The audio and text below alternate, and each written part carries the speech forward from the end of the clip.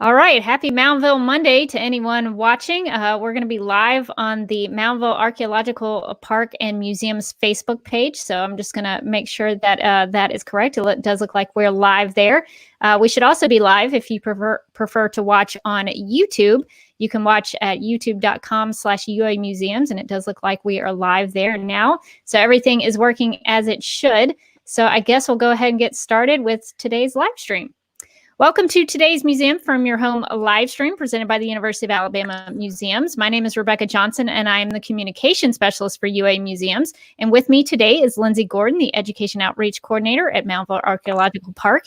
And Lindsay, I see we have some guests with us, so I'm going to have to turn it over to you so that we can turn around and see them so you can introduce our guests. So we'll give you a second to do that since I know you're on an iPhone there. So if you want to go ahead and flip your camera, we'll introduce our guests. And we'll give Lindsay a second here to flip the camera. Sometimes it has a little, it takes a little time to get that flipped over. It looks like she's good to go. All right, Lindsay, if you want to introduce our guest today. All right. Good morning, everybody. Happy Moundville Monday. Today we have Monica Moore with the Black Belt Museum. It is the University of West Alabama in Livingston with us, and we have our very own Rosa Newman, or Rosa Newman Hall. Today we're actually going to talk a little bit about our Three Sisters Garden, the modern interpretation of our Native American garden. So we had intended for us to be outside today, but as you can see behind them, look at that view of the Black Warrior and all of that rain, we were unable to go outside. So we're actually going to do the presentation on the inside. Rebecca, if you'll pull up the slides for our PowerPoint real quick. So I have a slide here that shows how the garden is laid out. And it's basically in a bi-lobed configuration with an arrow going through it. You can go to the next slide, Rebecca. So what's interesting about the garden at the park is that we are a archaeological park, so we are unable to dig in the ground. We want to make sure everything is preserved, so we have to make above ground beds.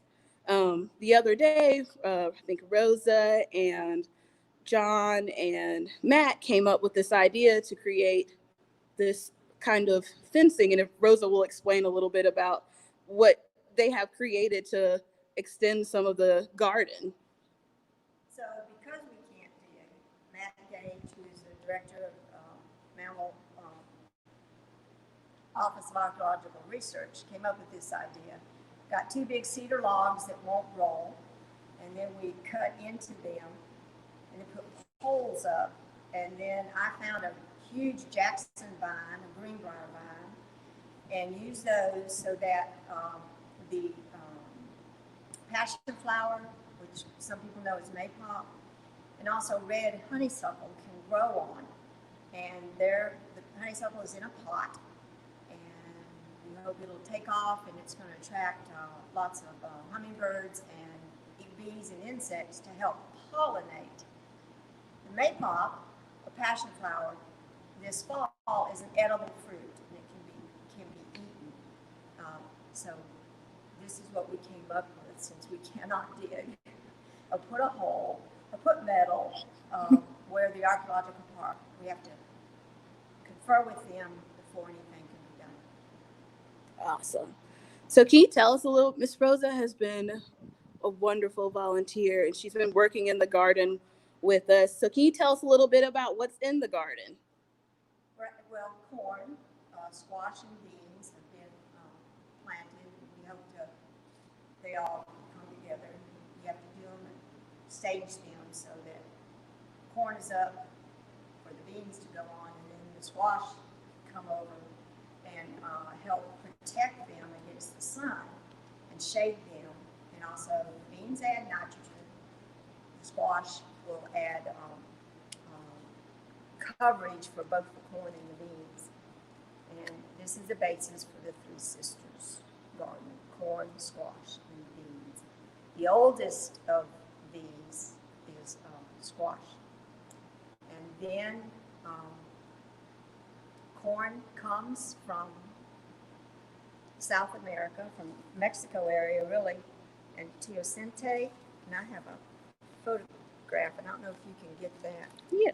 This little bitty one, which is very tiny, is teosinte. All corn is a grass, but this is its parent. And then through time, it got a little bit bigger. And this is about the size that the Mississippian Indians would have had that were here at Moundville. And then it gets larger like we know today this is a heritage corn, but it is a large one. So teosinte is the first one that comes out of grass, and then it gets bigger and bigger through time. And so it's good to show that they tried to grow teosinte a few years ago. I think the humidity and heat did not work with it, and we may try it again at a later date. So squash, and this squash, believe it or not, looks like a pumpkin, but it's called a sweet potato squash. It is a Choctaw sweet potato squash. This is from our last year's crop. It's a very sweet squash when you open it up and prepare it. And so it is planted again this year. We hope the deer won't eat the blooms. And Yes. we'll have more to show later in this year. How do they prepare things? How did they eat it? They eat it fresh, or they ate things roasted.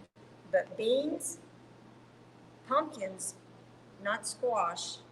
This one probably could, but are cut in half, dried, usually around a fire, so smoke will keep it from having any mold on it. And then it was hung up in the house to dry during the winter. Then you just take these; they look horrible, but you put them back in a pot, reconstitute them with whatever else you have, usually always corn. And then that was a good diet to feed your family, even in Mississippian times. Because the nutrition is still there, even though it's been dehydrated. So all the vitamins and stuff you get is still there. So just like using a dehydrator today, but we use hot smoke. Awesome. I'm really excited because I actually planted squash for the first time. Yes, you did. And it's growing, so I'm pretty excited about that. And so I was like, I see you have some sunflowers. Yes, these are from our last year's crop of sunflowers. And this was the bright yellow part, and this is the dark center part. A lot of people go, oh, well, I thought seeds were in sunflowers. Well, they are. You just got to work them out. And so when you mash them, when they're dry, here's your sunflower seeds that you will recognize from a package you get. So that is a dried sunflower seed. We can plant these again, but we can also roast them. And the Native Americans, and I'm sure the Mississippians too, there was no source of an oil, but you can get oil from sunflower seeds. And, you have sunflower oil today. And so they did figure that out. Roasting them and eating them, saving them for next year's crop. And there's different sizes of sunflowers, big, small. And these are very tasty like this. So we just kept these, we dried these, and then we store them during the winter in a big, large paper bag. So nothing gets in them, and being in a paper bag, they will continue to dry. If we happen to put them up and they're a little bit wet or moisture is in them. Of course, dried corn, again, it's hung up by the husk, and it dried very good for us last year. Yeah. So corn, and usually white corn was used.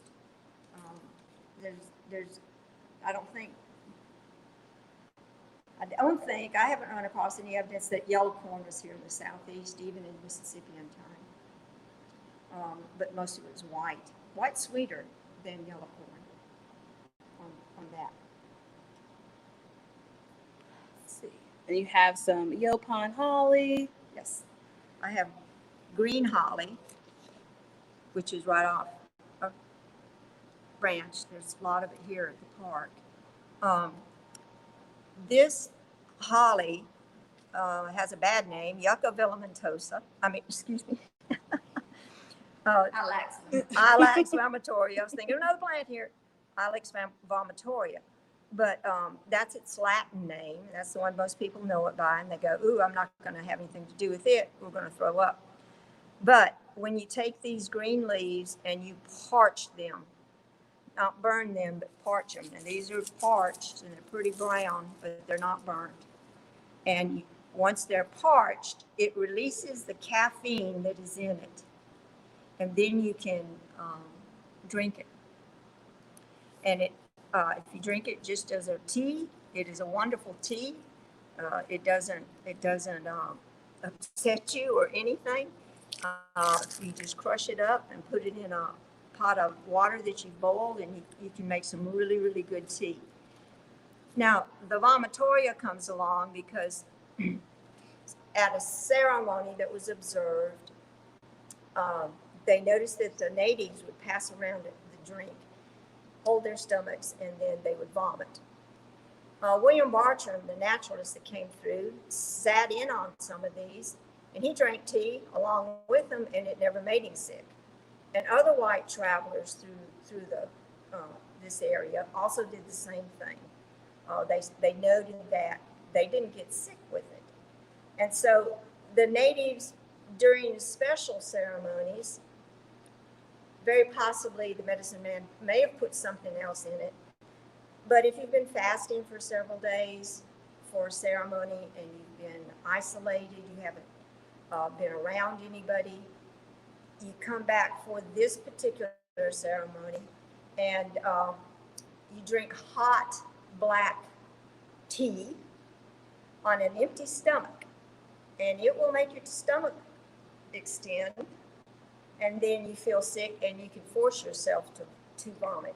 So some said it was a ritual where they were cleansing themselves, and which does make sense because they haven't eaten, they've been away from people.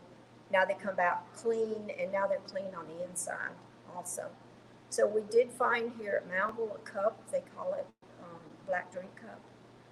It's got the skull and bones on it, a very large cup. And I believe that this was used in the ceremony on probably the Temple Mount. This is dried sumac. It's kind of old. It's from year before last. Last year's crop wasn't very good. But these are really red. I don't know if you can see my old hands. They're red, and you can see they're red. They also have a very sour taste to them. So you can take these, put all these little branchlets in a pot, rinse them real good because bugs like them too, and then break them apart, boil them, and then cool it, and you have a very, very tart drink. And so it's kind of called Indian lemonade because it is tart, very high in vitamin Z and zinc. And so it's so tart that it's kind of hard to swallow sometimes unless you sweeten it. So but it was used for that. It can be used also in dyeing, for dyeing, when they made their baskets, sometimes the baskets were dyed. This is dyed with black walnut, which is here.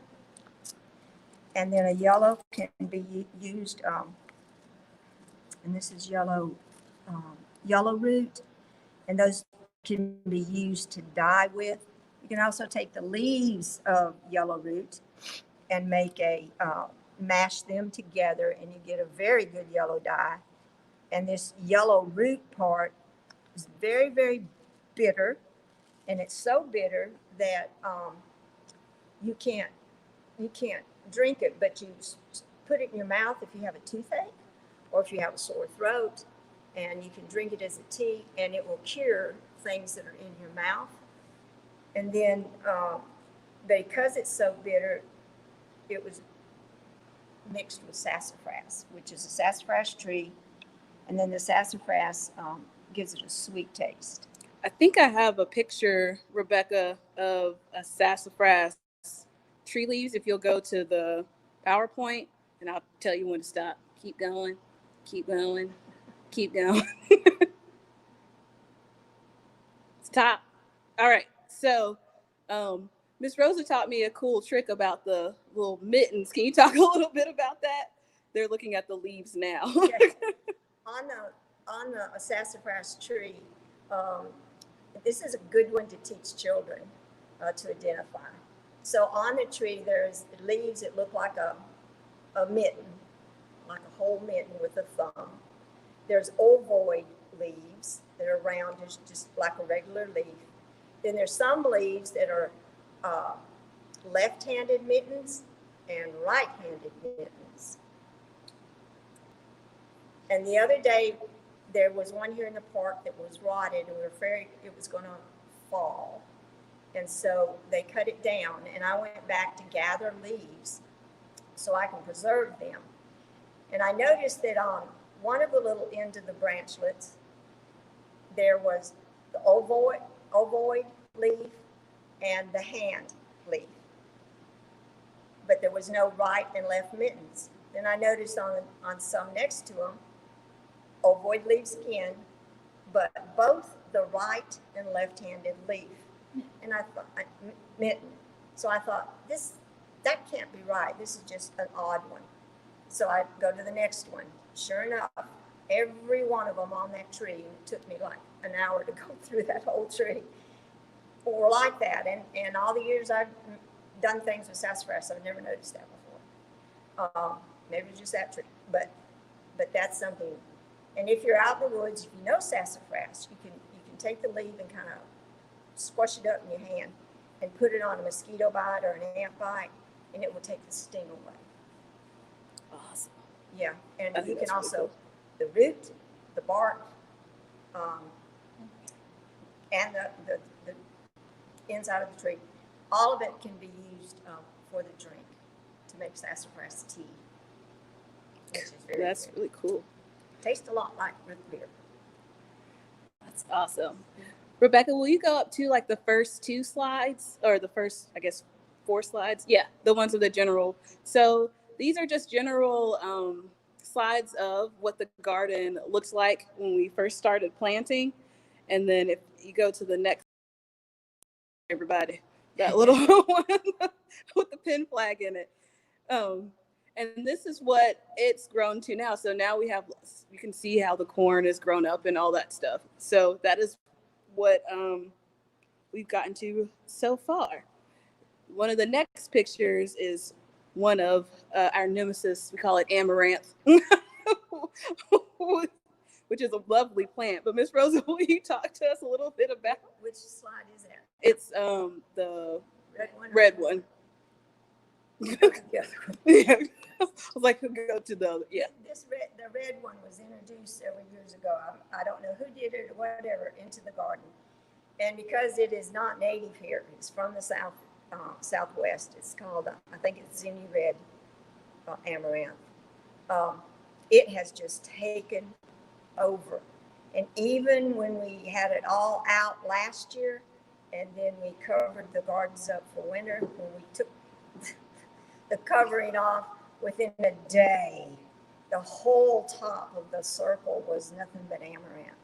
So we've been battling that and battling that and battling that. But the seeds we use, you can use the leaves. And there's a photo in there of the native one. I think it's the next slide.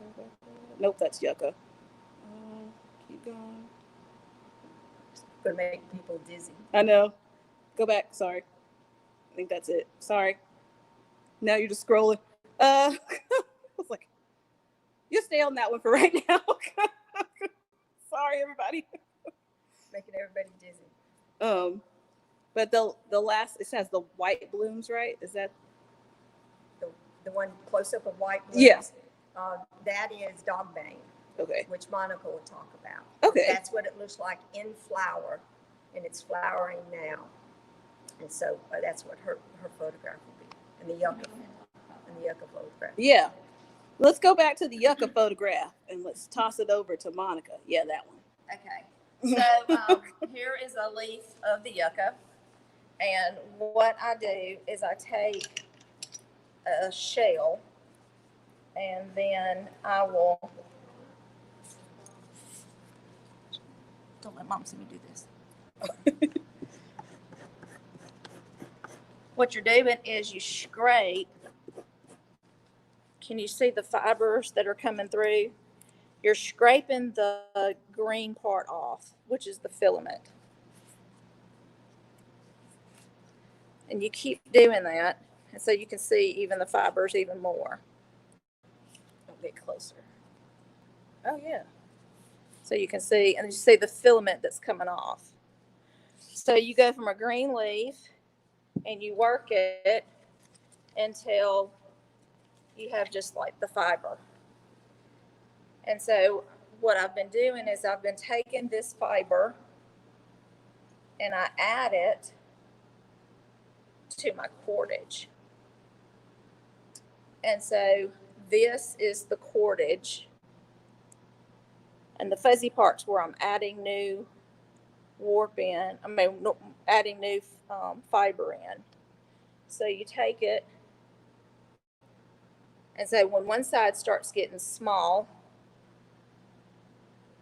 I just lay in another one, twisting it away from me, and then I'm twisting both of them together to me. And what that's doing is you're making the cord and then you're plying it all at the same time. So you're twisting, and what this does is if I twist in one direction and then twist in another, it's making it hug, and then you see the twist that's right there like in the rope. So you're just twisting and swapping. And so that's what I do with the yucca. And what is it used for? This could be a fishing line. It could be made into a net. Anything you need a string for. Then you have the dog bane, which y'all were talking about also a minute ago. This is something we've gathered last year in the crop. And you do this wonderful thing called smush it with your foot.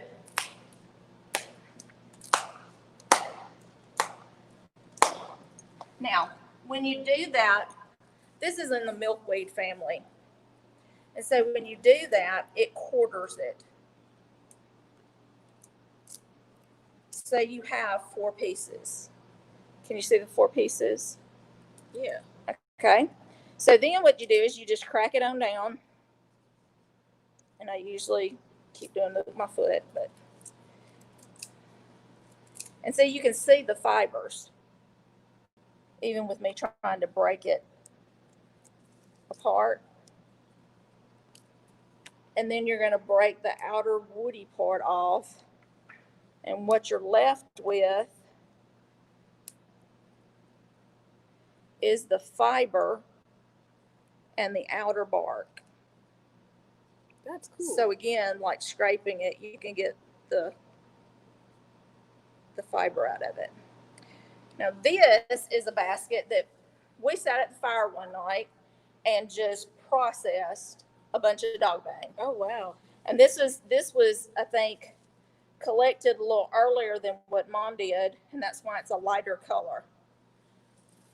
And so this is pieces that I'm doing with it. Same thing, it's cordage. I'm twisting one grouping. And see, this one I have more in my individual groups, that it's making a bigger string. That's cool. So you just gather more and it makes the string thicker? What you do is you just lay in, like again, if one of these is getting small, I'll just take some of the dog bane, lay it in, and then twist the old and the new together. and just twist it, and then it's caught in there. Now I can leave that there, it doesn't matter, because where you use it, those little extra little pieces will just wear off. Okay. And or you can go back and trim if it really bothers you. but this is how you make anything that you needed a string for. You know, it could be to tie up a bundle, it could be fishing, it could be bows. The bowstrings could be corded like this from sinew, from the deer muscle as the sinew. And so that's just another type. Here's some sinew that's been twisted and made into cordage. We got rawhide here. Just strips of rawhide that we've. Which one is the sinew? These two are the rawhide. Okay. So rawhide is a process from tanning the deer hide to make it into a wearable or usable object. You wouldn't just take the hide off and sleep under it. You have to go through a process. And so the process can be very long. But at the end of it, you can strip the leather and not smoke it. And you've got rawhide. So rawhide will get, if it's wet, if we set it outside today, it will get back soft again. But once you have smoked a piece of rawhide, it will not go back to rawhide, and it was breathable. If you get it wet, it will dry and still be flexible. So that last process depends on what you're going to use. Rawhide for a drum top. So a lot of times when we're at events, people who are doing drumming will come by our fire and dry out their drum head. And if there's any drummers out there, you know you got to keep your drum head dry to get that beat. So rawhide is used for lacing and a lot of different things. And that piece of twining she did is very stiff, extremely stiff. This is really, really stiff. It's really stiff. It's not even flexible. Oh goodness. But it's something that can be used. But these are artificial sinew, so you can see that here is just a little bit that's made into cordage, like I did the yucca. And then what I did is I took 4 pieces of this in each side, and then so that quadrupled it. So sinew is the tissue that's at the back of the deer's leg, where his foot comes up, kind of back at a heel, you'd say on ours. And so this is where that sinew comes from. And like she said, that's artificial. That's the modern coming. That's our modern coming in. Now, one of the coolest things that I have seen that we've made cordage out of, and you've heard skirts being made of this, mainly South Alabama, where this beautiful stuff grows from the trees or just grows on the trees. And this is Spanish moss. If you take Spanish moss and you rot off the outer fuzzy part, you're left with a very hard core. And then you take this core and you can make things like, let's say, a rope. Oh, that's cool. I need to make a better rope. This was actually given to me. And in the Spanish moss, something that's really cool, what Rosa was looking for, is Mom's trying to find a bloom, because it has just this little bitty bloom and it's yellow when it blooms. And this is in the pineapple family. The plant itself. Really? Yes. Yeah. So it's a good thing it doesn't produce fruit. Yeah, because, it hangs down. There is a painting that was done, and I'm not sure if it was the 16, very, very early when the first Europeans come, and they do a drawing of a native woman. Of course, they draw her the way they draw a European woman. So she's very on the chubby side, and she has long, flowing, wavy blonde hair, So this is a native that they drew. And on her lower part is a woven Spanish moss skirt, which you can see through, basically. And so did you find one? I found a blue. This is going to be hard just to see. You have to Put it up against this dark. see that little Oh, bloom. And when it's fresh, you can really see it. I'm getting real close. It's a bloom. Oh yeah. That's the bloom.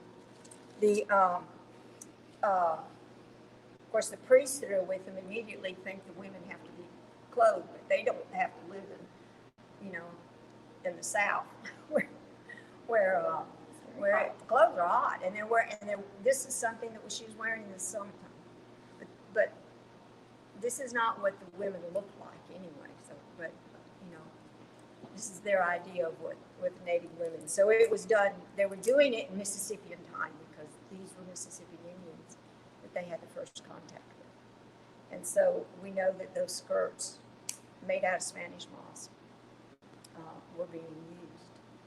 So That's cool. Then we can also take a bunch of fibers that we've worked on. And we know this because of archaeological research. This is a pottery shard. It's probably of wrapped, and it's a paddle that they use to do this. That's cool. But what archaeology friends, Dr. Ashley Dumas has done is she has taken pottery of twined pieces.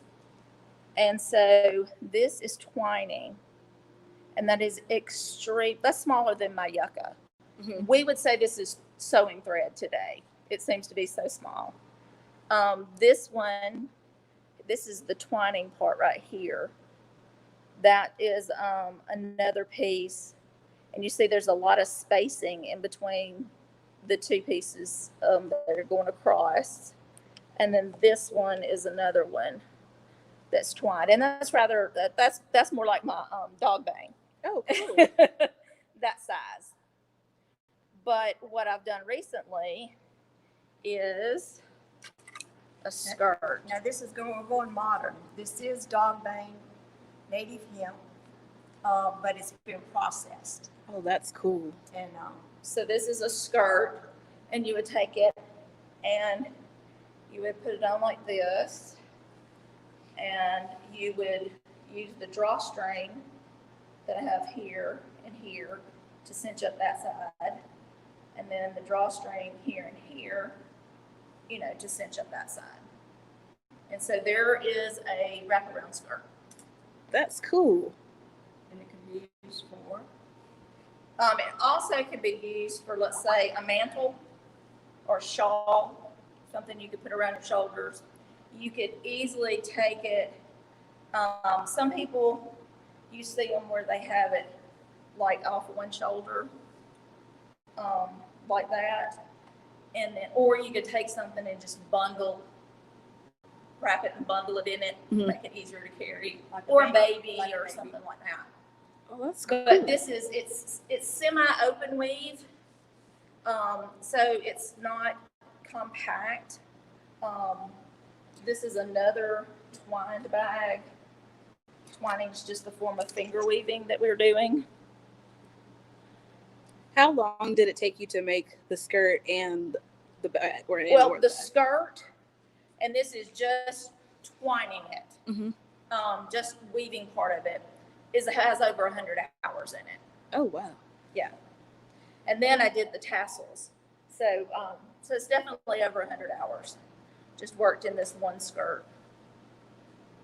But it's so awesome. That is awesome. And one thing about this plant fiber, the hemp, is the more you wear it, the softer it gets. You know, like that old cotton shirt that you've worn forever. Mhm. It's just like your favorite. It's the one you go to. That's what this will also be like that. We were going to get Rosa in it this Moundville trip, but it got a little cold. And Mom says, I don't care. I'm not wearing it. I said, why? The holes aren't what you need. So she said, no. Even if I said, I can just put it over your wool skirt, she went, no. So I did. And what she's talking about is that we both are involved with living history. So we're what they call us living historians.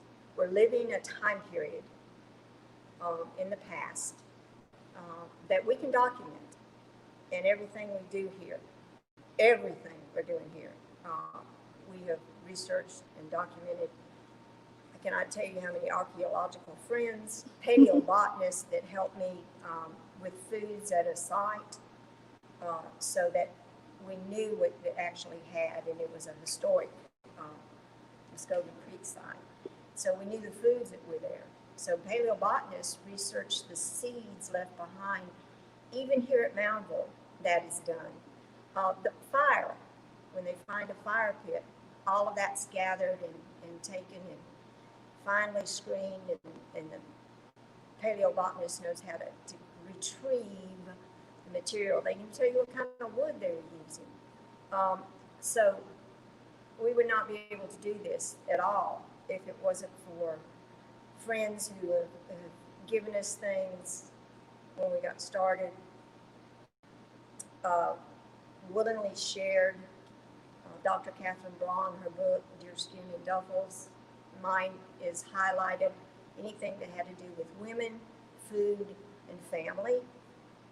So mine's just solid pink almost in some areas in that. So everything we do, and so Monica's been wanting to go to the Wycliffe Mound, which was one of the early mound sites that produced a book that had samples of twining in it. And so last year, her brother John and I and Monica made a trip over Labor Day, and we went to the Wycliffe Mound, and we went to Cahokia, and we went to, We did like 8 states, 5 historical sites. We went to Pinson Mound. Yes. So we got Pinson, Wycliffe, and Cahokia. We did, Shiloh. It was in a way. And another historical site. But wanted her to go to Wycliffe to actually see, what their museum looked like and what they had and the information they had since. That's the first book she got when she started learning how to twine, so she could look at those patterns and see how it was done. Penelope Drake, maybe. But yeah, the Wycliffe book. And it had, one thing she had done was like what actually Dumas had done, is she had taken pottery pieces where they had impressed the twining in it and made a replica of it. So that's what piece of cloth would have looked like. And she did a lot of that in there, and that was very inspirational for me to know like how much spacing's between a one row to the other. Are they really close together? Are they really far apart? So that was also what size was the material you were using. Was it the yucca really small, or was it the dog bang like I had that's really big? And it varied just between the different pottery pieces. And actually Dumas had done salt pans, and these were lined with twined pieces. And so that's why she was able to share several twined pieces, because it was in the archaeology that she did. So the thing about looking at the archaeological record to see these things, but when she first got started, there was only a few people that were doing twining that she could learn from here in this area. So while I was working for the Museum of Natural History, we did a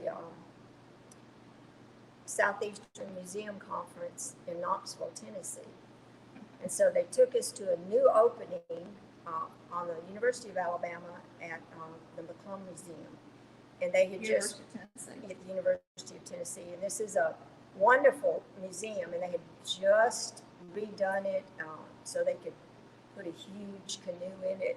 And they really did a good job. And we were there with the designers Of course, they're wanting other museums to contact them, but getting that information and also seeing the exhibit.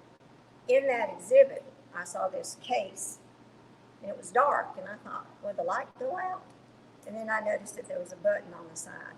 So I mashed the button, released it, and I got a glimpse of a piece of material in there. I hid it again and looked at it, and it was a twine bag. And it had been burned on one side, and it had been repaired. And so I read what it was about, and a couple years later, I told her, I said, and her husband, I said, y'all pack up your bags because Friday we're leaving. And so we went to the Atlanta Museum to see an exhibit they were doing about Native American gardens, and they had a garden the way the Choctaws did it, the way the Creeks did it, the way the Cherokee did it, and the Chickasaw, all around the outside of the museum, and then a very good exhibit on the inside.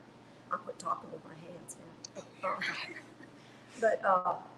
So we went over there, and then she thought we were coming back home. I said, oh no, we're going north. We would not tell her where we were going. So the next day, I took her to the McClung Museum, and I said, there's something in this exhibit I want you to find. So she's going around pulling out the drawers, looking at pottery, looking at pot shards, looking at points, just all this stuff, and she's looking at all the exhibits, and she said, I don't know what you want me to see. And I said, well, there's one exhibit you haven't gone to yet. And so she kind of goes back through, and she said, well, this one's dark. So she finds the button. She does the same thing I did. Oh, what's that? And she saw it, and I said, now, you have to make an appointment with the director of the museum to see if you can come see that bag close up. And it took a while for her to finally do that, but we went back, and they brought it out. They told her about it, but she was writing down the different types of leaves. One of the graduate students gave us some information about the bag. It was found in the back of a cave in Tennessee. So it had been preserved in a dry cave, but it had been repaired 6 times? About 6 times. Oh, wow. And used and used and used. Even the burn part was repaired. And then at some point it got left in the back of that dry cave for archaeologists to find, so that someone could come and do the research. And they're doing other research also on different twine things that they have. And that bag was over 2,000 years old. Oh, wow. So it was really an interesting thing. So what else do we need to talk about? I think we have some questions. Oh, good questions. Rebecca, can you pull them up for me, please? This person, Miss Carolyn Williams, asked, did they boil sunflower seeds in order to make oil? How did they do it? Yes, you boil it and you get the oil. And then you would take the seeds. You're still not through with them, so you gather the oil, and you would take the seeds, let them dry, and then pound them up or grind them up to add back to your cornmeal. Oh, cool. So you're not wasting that part either. The other is you roast them to eat. There was the only type of oil that was available was sunflower, hickory nut oil, and bear. If a bear is killed, then he's a prize. He's got a lot of fat on him that can be rendered out and used. Of course, the meat of a bear supposedly is very good. It is. I like And, bear jerky. Bear jerky is my favorite. What bear? And then of course the hides were used also. So yes, very limited on oil. Oil doesn't come around until much later into the Native American diet when they're taken out west, introduced to lard. So sunflower seeds, that's how you get the oil out of them. But it's still, you're not going to waste it. With hickory nuts, people say, oh, I hate hickory nut. nuts? And I say, I don't. So this is the inner part, and what students don't understand, this is a walnut. This is the outer hull of the walnut, and there is an inner hull. That's So the one everybody sees is the inner one. so this has got an outer one. When it dries, then you can get to the nut. But this nut has divisions on it, and there is been found in archaeological sites this thing that is called a nutting stone. And so it's a good piece of high quality sandstone. It has a hole in it. It can be other rock depending on where you're coming from. But they have used a stone to groove out a hole. And then you put the nut in there and you hit it with a hammer stone and it divides into 4 pieces. And I've tried that and it works. My grandparents used to sit in the winter and they would process hickory nuts. It's very, very sweet, the nut is. It's hard to get out, and that's why people don't like it. Deer love them, but you would process the meat out, and then what the natives, so my grandparents would process it out, and then they would take it to the curb market to sell.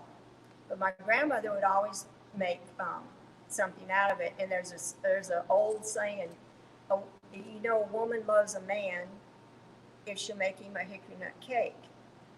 Well, my grandmother would make my granddaddy a hickory nut pie. Oh, wow. Which took more hickory nuts. Yeah. So what the natives did is you took the hull off, and then you would put this part in a large corn crusher. What is used today, it's mortar and pestle, Mm-hmm. but it's a little bit larger than just the nutting stone. And they would crack these, and then they would leave them in the cracker, in the mortar part. Pour hot water in it, and the oil rises. So the oil can be taken off. There's holes float, and so you can throw them away, and the meat sinks to the bottom. So as you gather up this oily substance, sometimes it's called hickory nut milk, and even the water that was used, because it's very, very sweet. This is one spoonful of this would sweeten a pot of food.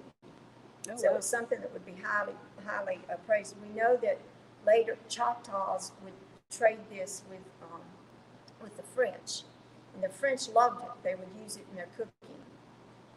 Then the dried meat in the bottom would be taken out, dried, put out in the sun, and once it's dried, they would grind it some more. And here's another flour to add to your cornmeal. So you had another extension of food source. Are there any more questions, Rebecca?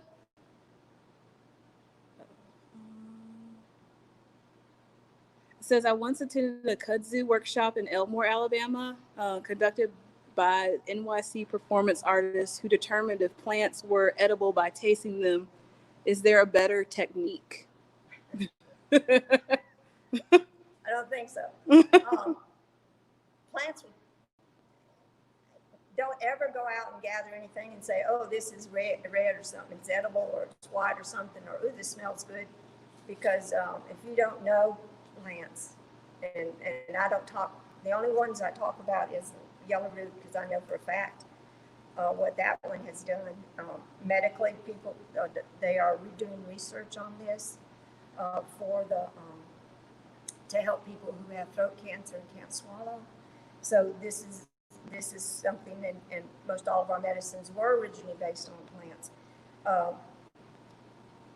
This is bitter, so normally if you taste something bitter, you would avoid it. So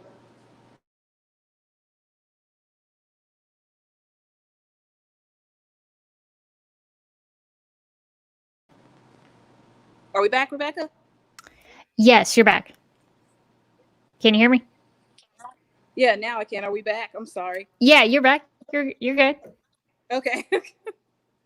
unless you go with someone who really knows plants and things and gather them where you can gather them, because there's a lot of places where you can't gather them here in the park, even though there's some things that are here.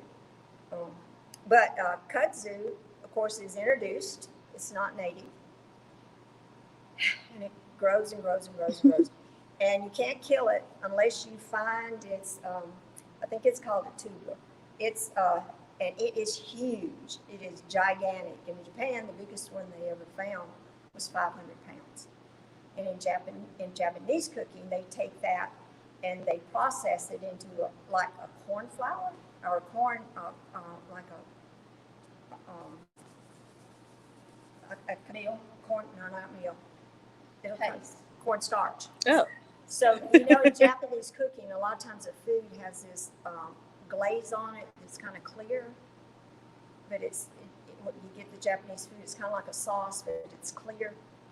That is kudzu, and it is clearer than cornstarch. So when you make a cornstarch to put on something, usually it has a cloudy color to it, but kudzu root does not. It has a very clear one, and it's used that way. So you can't ever get rid of it. I mean, you know, it could be a mile down the road.